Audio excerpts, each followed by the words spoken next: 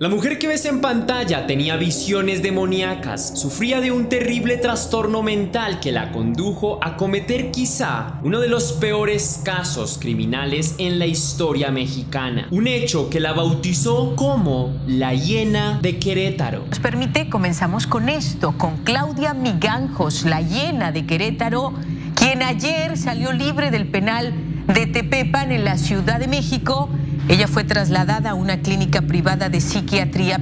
Y tras 28 años de prisión, le decía en los titulares, fue liberada la hiena. Antes de iniciar, quiero enviar un saludo muy especial y cósmico a una leyenda, a Diana Bocoli, que me escribió: gracias, me encanta tu contenido. La verdad, te descubrí hace poco y quedé anonadada por tu potencial, la forma y el respeto con el que compartís las historias. Duele que en el mundo exista gente tan perversa y tan cruel. Espero y ojalá tu canal siga creciendo, te lo mereces. Un abrazo enorme, te admiro. Qué mensaje tan especial y lindo, Diana, muchas gracias, en serio. Aprecio mucho tu comentario. También te deseo lo mejor a ti y a toda tu familia. Eres una excelente persona y me siento orgulloso de que estés aquí y disfrutes de mi contenido.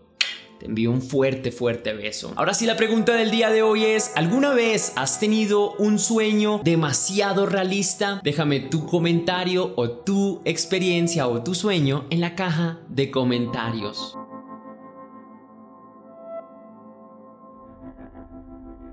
Nacida el año de 1956 en México, en Sinaloa, Claudia Mijangos es una hermosa joven de figura esbelta, alta, de rasgos finos y piel tersa, con gran devoción por la religión cristiana, la cual ejerce con fe y disciplina, también con mucho temor de Dios. Es hija de una madre dominante de carácter fuerte y controlador, la señora María Carmen, quien es esposa de un marido con el temperamento contrario a ella, un hombre dócil y temeroso, sumiso a su autoridad femenina, que hace caso inmediato a cuanto mande la jefa en el hogar. Claudia Mijangos es hija de la particular pareja, hermana menor de 7 hermanos en la familia, quienes lamentablemente han heredado distintas enfermedades mentales. No todos, pero al menos 2 o 3 sufrían de delirios, adicciones, síndrome de Down, bipolaridad, pérdida de la memoria, entre otras calamidades cognitivas de las que Claudia Mijangos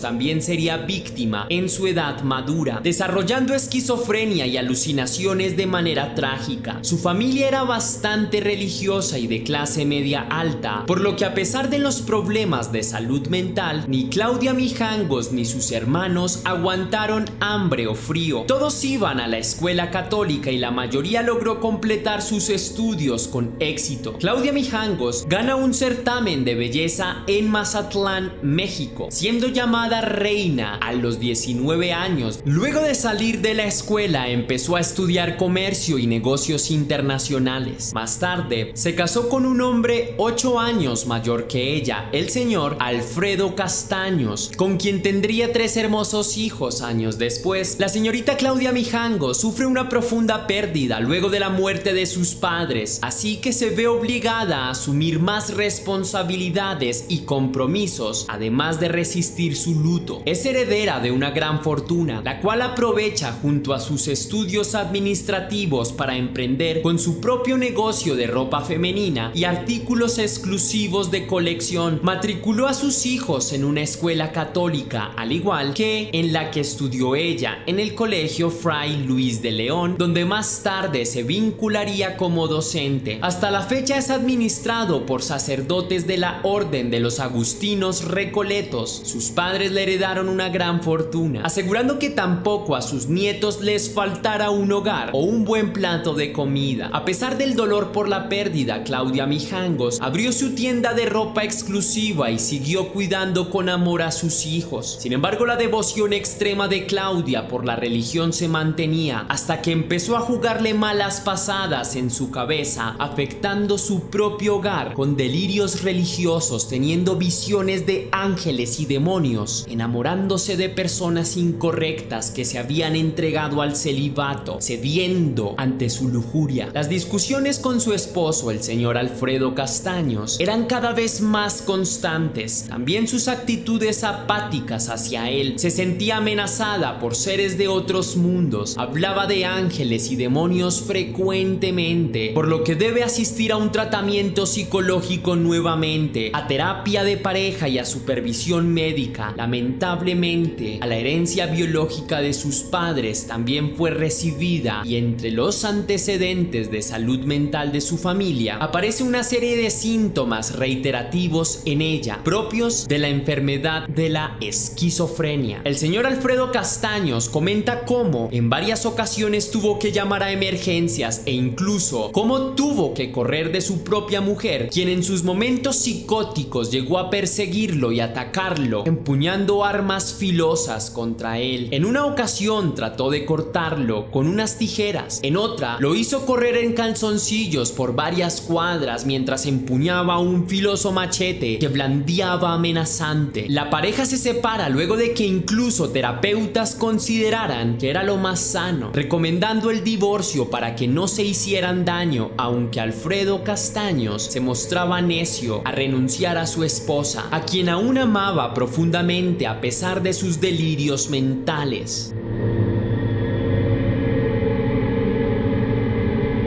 El domingo 24 de abril de 1989, la tragedia visitaría a la familia de Claudia Mijangos, luego de que un nuevo impulso psicótico provocado por la rabia ese día olvidó tomar su medicamento, por lo que impulsivamente se atrevió a cometer uno de los peores filicidios registrados en México. El señor Alfredo Castaños, ex esposo de la homicida, llevaba a sus 3 hijos a la escuela. Ese día había una fiesta infantil en el colegio, por lo que no era un día normal de estudio ni de cuadernos, sino un día de juegos y entretenimiento. Finalizada la jornada, el padre lleva a sus 3 hijos a casa, donde se encuentra con Claudia Mijangos, que espera por ellos enojada. Para ese momento la pareja llevaba un tiempo separada, solo se veían para tratar asuntos sobre los niños. Luego, al llegar a casa de Claudia, fue casi inevitable no discutir por el pasado. Después de una acalorada discusión, el señor Alfredo Castaños se muestra reconciliador, trata de evadir el tema del divorcio, pero su ex esposa es insistente. Alfredo se marcha para no pelear más, se despide de sus hijos, se aleja, aunque tiene un mal presentimiento, pero decide descansar por lo que resta del domingo. Un día antes, Claudia Mijangos habla con su mejor amiga, la señorita Verónica Vázquez, a quien le confesaba cómo es atormentada por entidades demoníacas, cómo escucha voces y también ve ángeles con mensajes violentos y sugestivos para ella, por lo que estaba desesperada y ya no sabía qué hacer. Su amiga no tenía mucha idea de lo que debía decirle, estaba igual de confundida, por lo que le sugirió buscar la calma, beber un vaso de agua y tratar de descansar, con la promesa de que al día siguiente la visitaría para conversar mejor. Verónica Vázquez cumple su promesa. Ese domingo 24 viaja a casa de su amiga con la intención de platicar un rato. Llega aproximadamente a las 8 de la mañana al domicilio 408 de la calle Hacienda Vejil de la colonia Jardines de la Hacienda. Luego de que Claudia Mijangos y Alfredo Castaños hayan discutido, luego de aproximadamente 3 horas. Sin embargo, cuando Verónica Vázquez llega a la casa de su amiga, las cosas están realmente mal. La puerta principal está abierta, las paredes de la casa están ensangrentadas, manchadas de rojo, había rastros de forcejeo en todas partes, muebles corridos, ropa en el suelo, y en el interior del domicilio, junto a las escaleras principales, el cuerpo de Alfredito, de solo 6 años de edad, quien fuese eliminado brutalmente con un cuchillo. Verónica Vázquez, completamente aterrada, huye del lugar despavorida y se comunica inmediatamente con la policía, quienes al poco tiempo llegan al domicilio y entran para revisar. Una vez inmersos observan el mismo cuadro que describió Verónica, un niño muerto junto a las escaleras sobre un charco de su propia sangre. Los investigadores encontraron 2 cuerpos más en la casa, ultimados de manera semejante, con sus manitas amputadas o cortadas en el área de las muñecas. Se trataban de Claudia, la hija mayor de 11 años, y de María Belén de 9 años. Fue encontrada en su habitación junto a su madre, quien reposaba dormida junto a ella, empuñando un cuchillo filoso manchado con el delito. La policía despierta a la mujer, pero no logra comunicarse con ella. Está totalmente en estado de shock, por lo que es remitida a un hospital psiquiátrico, donde luego de recuperarse ignora lo sucedido, pensando que jamás sucedió, y declara que debe ir por sus hijos a la escuela. La policía detiene a Alfredo Castaños, considerándolo como el primer sospechoso, quien da su versión de los hechos y dice haber sido comunicado de la noticia por una amiga de su ex esposa, que es Verónica Vázquez, quien lo llamó luego de ver lo sucedido para contarle la tragedia ese mismo día. Según el señor Alfredo, discutió con su ex esposa ese día después de llevar a sus hijos a la escuela, pero se marchó luego de dejarlos en casa con su ex esposa. Preguntaron las razones del divorcio a Alfredo y él confiesa sus problemas domésticos. Sin embargo, sabe que su esposa le ha sido presuntamente infiel con otro hombre, con un sacerdote, pero se avergüenza de esa situación, así que prefiere callar ese secreto a los investigadores. Claudia, con su fe religiosa, no solo inscribió a sus hijos a un colegio cristiano, sino que ella misma empezó a dictar clases allí, en el colegio de los sacerdotes de la Orden de los Agustinos Recoletos. Fue catequista, maestra de religión y de ética. En las instalaciones del colegio conoció al padre Ramón, un tipo guapo, de talante simpático, de 1,90 de altura y con textura atlética, de quien se enamoró perdidamente, siendo correspondida como amante. Claudia Mijangos empezó a alejarse de su esposo, el señor Alfredo Castaños, a quien llegó a amenazar para que terminara con su relación en común. Era él quien aún le pedía volver a estar juntos, quien la buscaba para volver a ser pareja. Ese romance a voces entre Claudia y el religioso llegó a ser conocido por el rector del colegio, pero nunca se tomaron medidas al respecto, sino hasta después de los crímenes, cuando la arquidiócesis de Querétaro tramitó el traslado del padre Ramón. El padre Ramón terminó su relación con Claudia antes de los escándalos, pero ella siguió buscándolo intensamente hasta hacer obvia la atracción en el colegio, lo que afectó mucho la imagen y la reputación del religioso. Claudia Mijangos, después de su ruptura con el sacerdote, quien públicamente la negaba y la rechazaba, empezó a desarrollar más trastornos y delirios con frecuencia, víctima del rechazo y la frustración, haciéndose peligrosa con sus rabietas. Decía que los ángeles le daban órdenes, que debía estar con el padre Ramón, que ella era la mujer elegida por Dios para estar con él. Este suceso detonó los problemas de salud mental que venía arrastrando, mostrándose errática con su familia y con sus hijos, aunque no todavía de manera violenta. Luego de discutir una vez más sobre el asunto de la infidelidad con su esposo, la mujer insiste en seguir con el divorcio. No niega estar enamorada del sacerdote Ramón y de ser capaz de ir hasta las últimas consecuencias. Alfredo Castaños se marcha para evitar más problemas y ella queda sola con sus hijos. Lamentablemente recibe una mala señal de Dios.